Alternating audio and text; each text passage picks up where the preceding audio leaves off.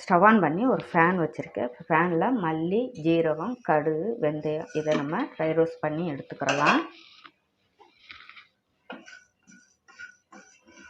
இப்போ நம்ம வறுத்து எடுத்தாச்சு. இப்போ இதை ஆறவும் நம்ம பொடி பண்ணி எடுத்துக்கிறலாம். இப்போ ஸ்டவ் ஆன் பண்ணி கடாய் வச்சுருக்கேன். இப்போ கடாயில் எண்ணெய் சேர்த்துக்குங்க. எண்ணெய் சேர்த்துட்டு வெந்தயம் பொரிஞ்சதும் கொஞ்சம் சின்ன வெங்காயம் கட் பண்ணியிருக்கேன். இப்போ அதை சேர்த்துக்குங்க.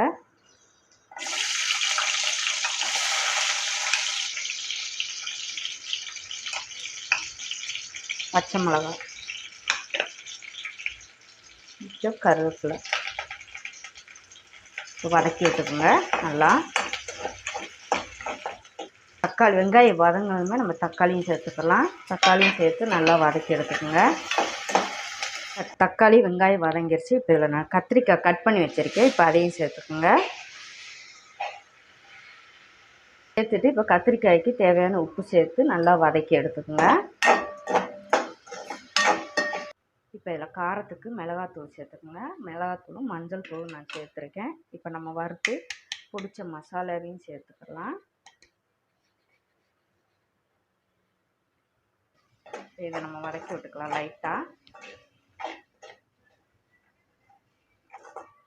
இதில் நான் புளி தண்ணி எடுத்து கரைச்சி வச்சுருக்கேன். இப்போ அதையும் நம்ம சேர்த்துக்குங்க.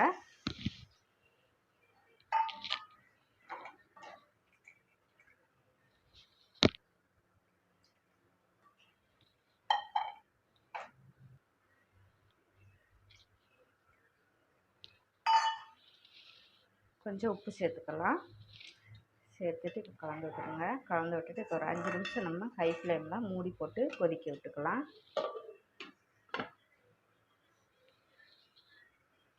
இப்போ 5 நிமிஷம் ஆயிடுச்சு. நல்லா குழம்பு கொதிக்குது. பார்த்தீங்களா, நல்லா தளதளன்னு நல்லா அழகாக கொதிக்குதுங்க. இப்போ கிண்டி விட்டுக்கலாம்.